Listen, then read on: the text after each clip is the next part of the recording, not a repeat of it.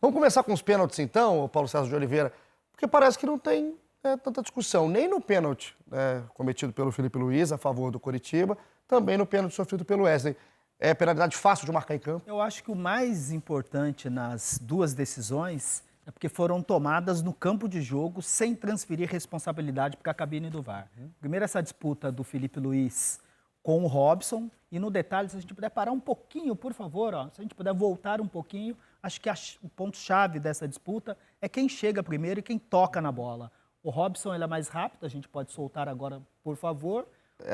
A força da bola, quando bate no joelho aqui do Matheus, ela podia sobrar para o Kusevich, para o próprio Robson, o Henrique estava ali por perto. Mesmo assim, ela ficando ali na região da grande área, ali perto da pequena área, mesmo assim... O sair da área é até um reforço aqui na orientação, mas o principal nessa jogada é a bola vinda de um companheiro para um jogador, né, para um atleta que está de costas, né, e caindo ali no chão, e essa bola tem origem no companheiro, portanto, absolutamente lance normal de bola na mão, não foi pênalti. Passamos pelos lances do Couto Pereira, então, aqui com a explicação do Paulo César de Oliveira. Vamos para a Vila Belmiro?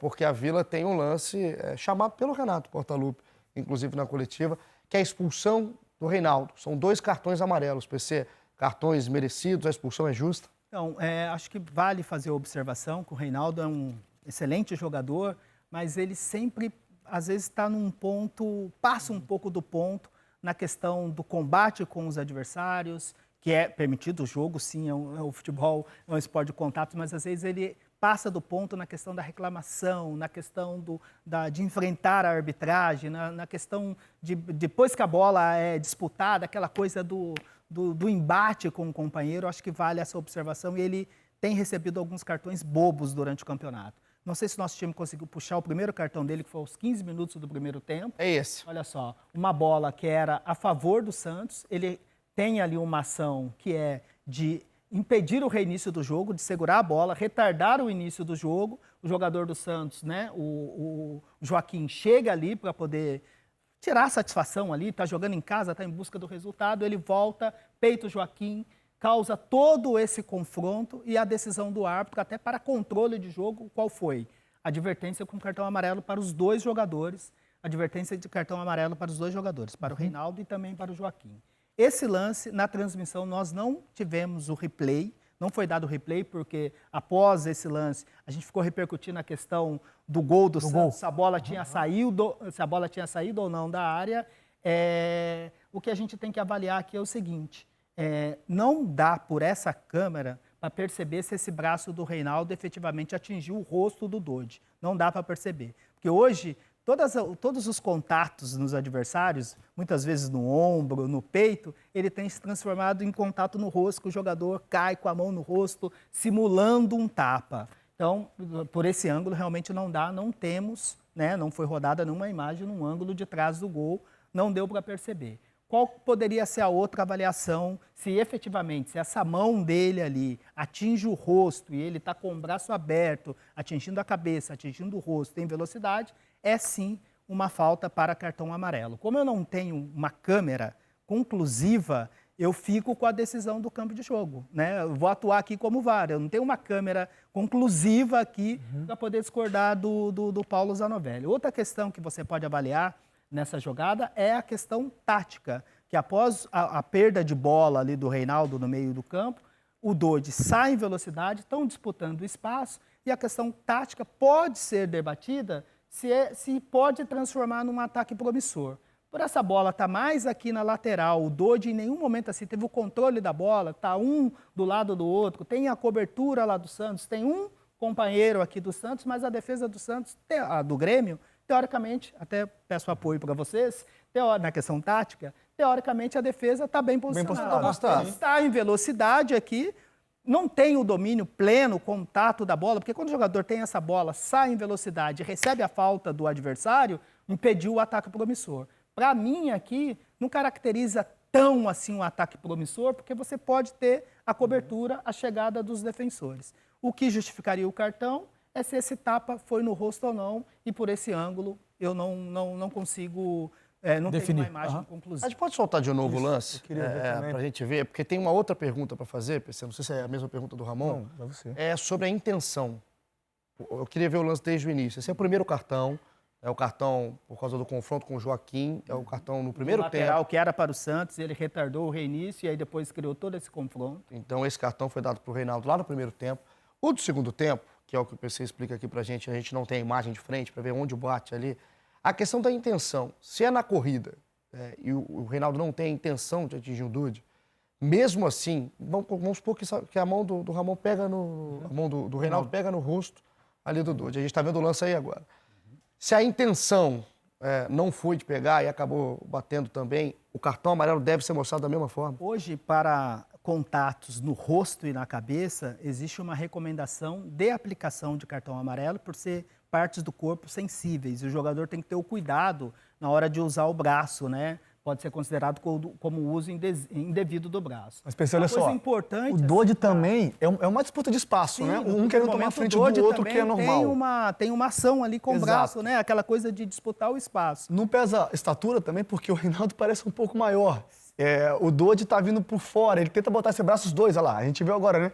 Tentando entrar na frente. Aí o Dodge pode, não tô falando que ele se jogou ou simulou, mas por ver que ele vai perder o lance, ele sente contato e se Pode joga. valorizar o contato. Valorizou um pouco. Exato. Eu como lateral nessa posição, já fiz isso milhões de vezes. De usar Essa o briga braço, é né? normal. Eu jogava usando muito o braço. 10 centímetros de diferença, tá? Segundo a minha pesquisa aqui. 1,79 a 1,69. E na corrida. Então, às vezes também essa questão da estatura pode influenciar. Os dois brigando pelo espaço, o Dodge também deu um tapa. Não, Então, eu acho que isso também tem que ser levado em conta. Claro que no primeiro cartão, concordo 100%, porque não só ele, como a maioria, tem feito essas. Tem sido um pouco mais valente, todo mundo quer ser um pouco mais valente que o outro. Mas essa disputa aí, eu concordo com você, mas eu também fico com o Renato na coletiva dele, que ele não achou que foi falta, acredito eu, pela disputa de braço e de espaço que os dois queriam ter. E uma observação acho importante, Igor e amigos, é que a regra ela não fala em intenção. Isso é sempre bom a gente esclarecer, que a regra não cita intenção. Para análise de cartão amarelo, a regra cita a maneira como é disputada essa bola, de maneira como foi disputada. E o cartão amarelo, ela entra em temeridade, que é quando o jogador não analisa o risco que ele pode causar ao adversário. E quando o contato é rosto, cabeça, a recomendação é para que tenha o rigor na aplicação do cartão amarelo. Outro ponto importante, lance de segundo cartão amarelo, então não tem nenhuma interferência do VAR. Isso não pode ter, fica a decisão de campo. Em relação à observação, eu estou realmente aqui no meio do caminho por não ter uma imagem conclusiva, porque tem sim uma ação do Dodge. A questão tática eu descarto, eu não vejo como um ataque promissor. Esse cartão ele entraria na temeridade se essa ação foi no rosto. Como eu não tenho uma imagem conclusiva ali, se pegou no rosto ou não, tem esse movimento do Reinaldo, eu fico com a decisão de campo, mas as observações são pertinentes. Expulsão do Renato. O Renato, na coletiva, você ligou agora aqui no Troca, primeiro bem-vindo, mas o Renato disse que exagerou. Citou que foi um erro, falou que estava sendo roubado e falou que um erro não justifica o outro, né? O Renato na coletiva. É uma expulsão já colocada ali com pedido de desculpa, PC.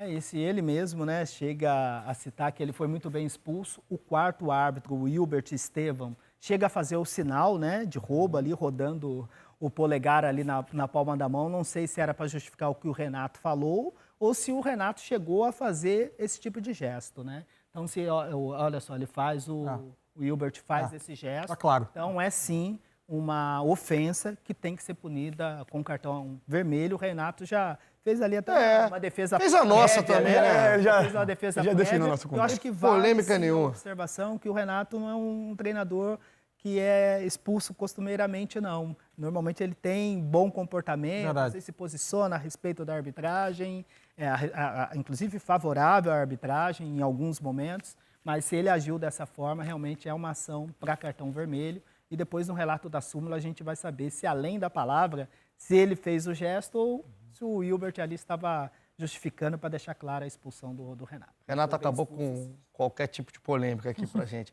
E vamos para o último jogo, né, pelo menos das polêmicas em si, esse Vasco e Galo, uma chuva danada aqui no Maracanã. São muitos os torcedores do Vasco aqui na hashtag, antes de começar o programa também, que mandaram um lance, que é o pedido, né, de um pênalti para o Vasco no puxão de camisa do Gabriel Peck. Paulo César de Oliveira, pênalti ou não?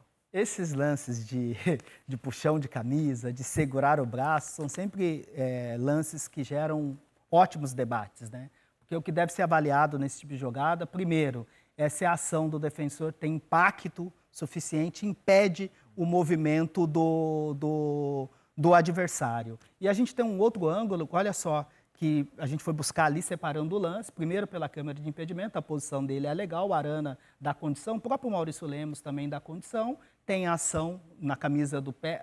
Agora, se a gente puder parar aqui um pouquinho, olha só, volta aqui um pouquinho.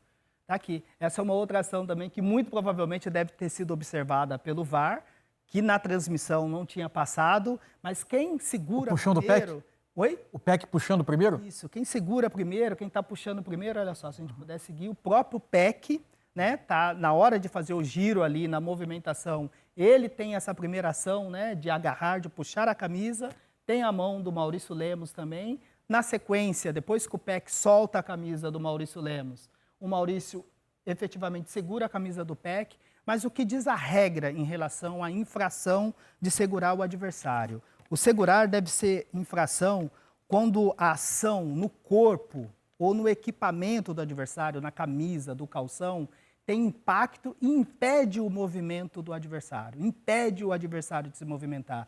E esse esclarecimento na regra, é lá no finalzinho, a gente fala lá no glossário da regra, quando vem explicando exatamente qual é cada decisão da arbitragem, e muito também em virtude do VAR, porque quando a gente analisa a imagem, sai da câmera 1, da velocidade normal do jogo e passa a analisar a imagem, câmera lenta, ação, a camisa esticando, a camisa sendo puxada, a possibilidade de uma repercussão muito grande por pênalti gera muito debate mesmo. Mas nesse tipo de ação, o que você deve avaliar é o seguinte: primeiro tem a ação do Peck. Se o VAR recomendasse a revisão, porque eu acho que a mão do Peck, muito provavelmente o Braulio não deve ter observado no campo de jogo, ele vai ao monitor, ele tem que sair com a melhor decisão. Naturalmente, analisaria essa ação do Peck. Tem impacto? Não tem impacto? Tem a ação do Maurício Lemos? Tem impacto ou não tem impacto? Então, eu acho assim, para a marcação do pênalti, tem que ser impacto que impede o movimento do adversário. Se não impedir o movimento do adversário, hoje, cada vez mais, esse tipo de lance de segura a camisa, de seguir o jogo, é considerado normal e com uma decisão tomada no campo de jogo, analisada pelo Braulio, que depois da reclamação ele cita, ele viu a reclamação, não teria, assim, fato novo, né, para ele analisar em relação à disputa. Então, e hoje, principalmente, né, com as camisas utilizadas, com o material que é utilizado a camisa, qualquer tipo de contato tem essa questão da camisa ser puxada. Então, para a marcação de infração, tem que ser impacto claro, que impede o movimento do adversário. Eu não tinha visto a imagem do Peck, né, dessa eu também não tinha do prestado puxão. atenção também. Eu tinha visto só o puxão do Maurício. Eu acho o puxão assintoso. Claro. Do Maurício Lemos. Peck. Para mim, claro, contribuiu no erro dele. Eu também. Gol, né? Porque desequilibra. O corpo dele vai um pouco para trás. E é porque talvez ele não cai. Não é só uma questão de impedir o movimento, mas a finalização não é feita com o mesmo equilíbrio. Você muda o equilíbrio. Força, a precisão que seja. E aí, se o Peck se joga, se o Peck cai, talvez o puxão fica mais assintoso ainda. É preciso cair, PC, é preciso demonstrar, porque por vezes a gente até critica a simulação. Por vezes a interpretação da regra ela estimula que o jogador se jogue. Valorize. Se jogue. Como o Dodge, agora que a gente acabou de falar, exatamente isso. Porque na questão de ser assintoso, de atrapalhar, eu acho que atrapalha. Eu acho que esse puxão do Maurício Lemos atrapalha. Não são as duas mãos, não tira ele do movimento do chute, mas muda o movimento de chute, assim, do Gabriel Peck. Mas essa outra tomada do agarrão também do Peck, acho que essa outra é a novidade aí para quem assistiu o jogo. Então tá aí a explicação do PC no lance, né, de Vasco e Galo e todos os outros lances polêmicos aí da rodada. PC, tamo junto. Maravilha. Um abraço para você. Amanhã você volta no Seleção? Opa! Amanhã o Rizek tem tempo inteiro para discutir e debater com o Paulo César de Oliveira. Sempre um prazer, amigo. Um abraço.